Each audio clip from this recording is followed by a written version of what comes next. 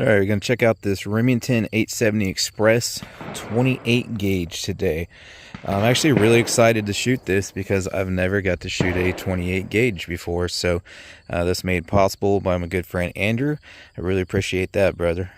Sorry if you hear the gunshots in the background. This is a public range, so there's nothing I can do about that. So like I said, Remington 870 Express. It is a 28 gauge. If we could see through my shadow there. It's got about a 25-inch barrel on it, and this one is an improved cylinder choke. You got the vent rib barrel on there, and it's just got that standard front bead white sight there. Now this one's a little bit older. I mean, it's not like real old, like 50s, 60s, anything like that. I'm not sure on the age there. It's not a brand new one, but it's not a super old one. And Remington actually still makes these to this day in this configuration. So just got this Winchester AA 8-shot here today. So they are 2 3/4 inch shells. This has a 4-round capacity in the magazine. So got a 4+1 capacity overall. Going to shoot some steel targets today. I'm also going to do some patterns out there at about 20 yards, and then I'm also hoping to get to the clay range with it. All right, we'll get loaded up here, get started. I'm going to do a group at a laser rangefinder confirmed, 20 yards first, see how she patterns. If you want to get yourself a good budget option rangefinder like that, or a target stand of the targets like that, links in the description.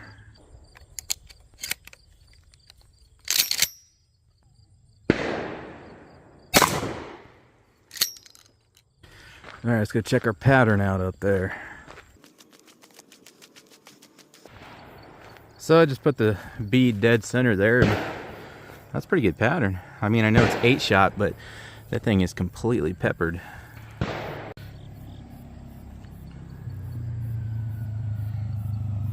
right, let's see if we can knock down some of this steel with that itty bitty 8-shot. He's got a plug in this, so I can only get 3 in it total. I'm not gonna bother taking it out or anything.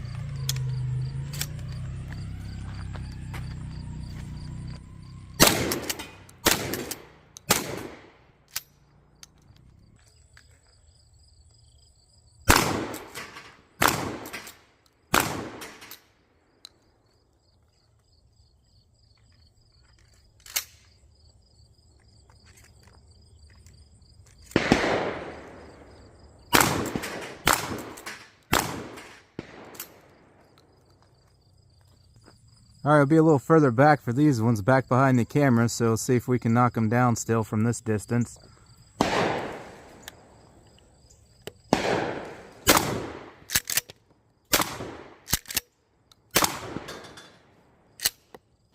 Well, one of them knocked over.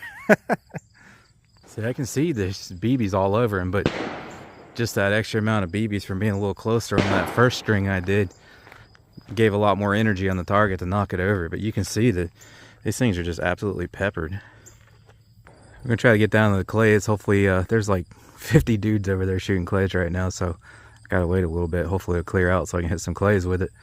But yeah, before I even brought this thing out here, I was just absolutely in love with it.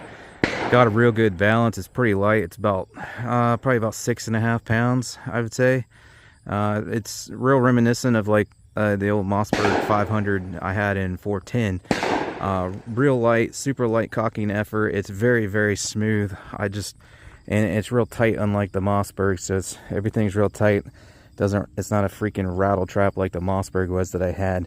But it's close to the size of like a 410 pump. But yeah, I just fell in love with it at home, just messing around with it in the house before I even shot it, because it feels real quality built, and it's super smooth. Very light cocking effort. As you saw there, shells load in real easy and eject well. So overall, it's just a real pleasure to shoot this thing. And of course, you know, 28 gauge, you got light recoil there, and the pattern is just way, way better than with a 410. And so the pattern's way better, and there's way more shot in the shells, but the recoil is not much more than a 410. It's certainly lighter than a 20 gauge. I would say recoil is closer to 410 than 20.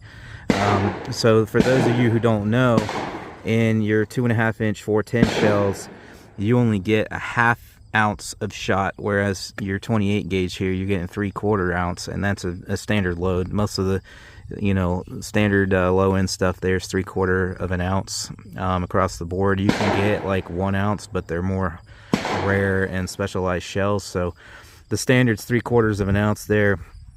With the 410, you're only getting a 1/2 ounce.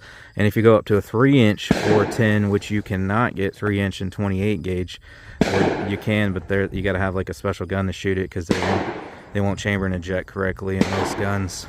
If you use a 3-inch 410, you're getting 11/16 of an ounce of shot. So still less than a standard 28 gauge shell there if you're using 410. So that's a big part of the reason that it patterns so much better. But also that larger bore size, it doesn't constrict it so much when it comes out, so that helps with it too. Not only does it have more shot in the shell, quite a bit more, but the overall bore size helps as well.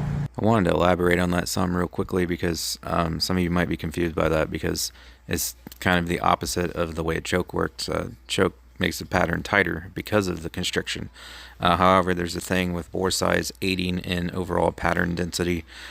Just search overbore shotguns, and you should find the information there to explain the physics behind it. Yeah, sorry about all the noise, guys. It is busy out here today. There's nothing I can do about it. Also, that said, not only is this patterning better, like way better than 410, but it's doing that with improved cylinder, which is a very loose choke. So with improved cylinder, it's doing better than 410 with a full choke. So 28 gauge there is astronomically better than 410.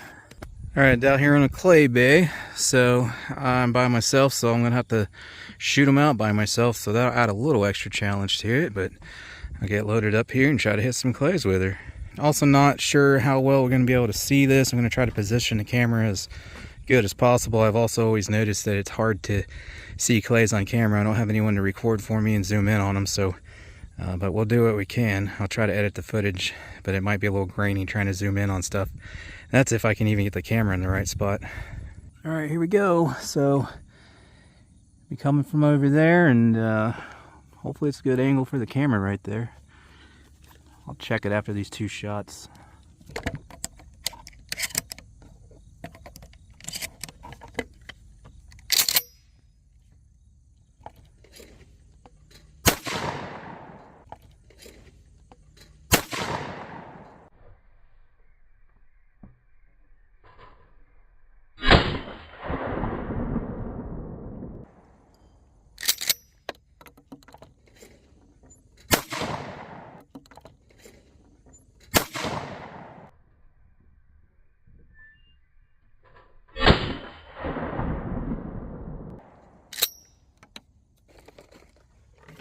Well, I at least nicked the second one. Let me see if you guys can even see those.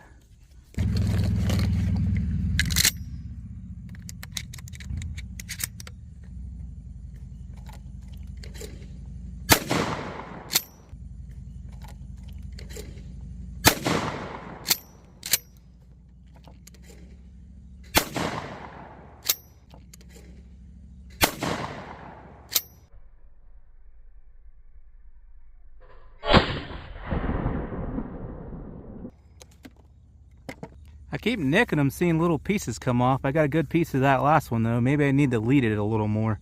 I led that one a little more and it broke, so try that on the next couple.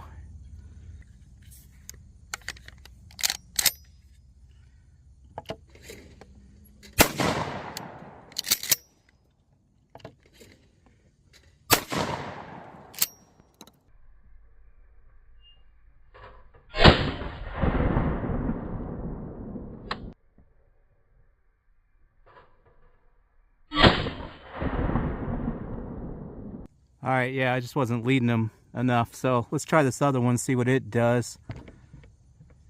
Zoom back out here, make sure we can see.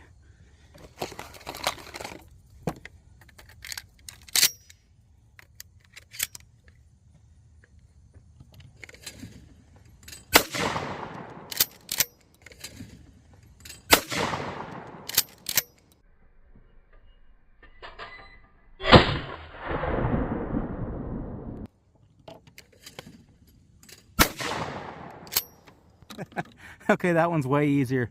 Much slower, relaxed pace.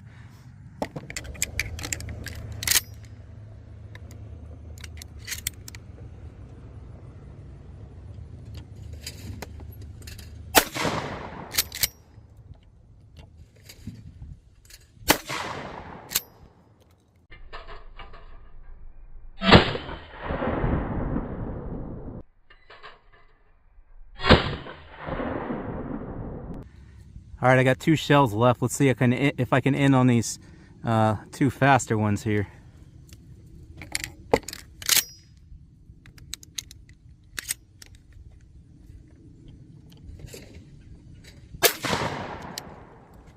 I got a piece of it.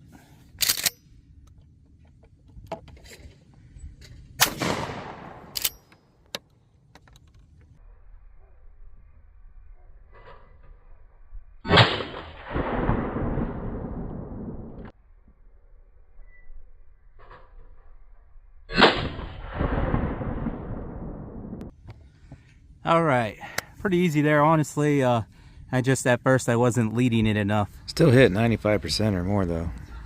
All right, well, that's going to do it there. I was glad I was able to come down here and hit some clays with it. Like I said, I absolutely love this thing. The balance, the weight, it's super smooth. It patterns really well for what it is. Yeah, I got to add one of these to my collection. So thanks again. Big thanks to Andrew for letting me borrow this for the review today. Really appreciate it, man. If you guys want to get yourself any products you see in the video, like my earmuffs there, target stand, target steel, target, shooting bag, whatnot, links in the description. Up next, we'll have his Browning A5 Sweet 16 coming up. And that's a pretty sweet little gun there, so you won't want to miss that. But I want to thank you guys for stopping by. If you like this video, leave a like for me, and I hope to catch you on the next one.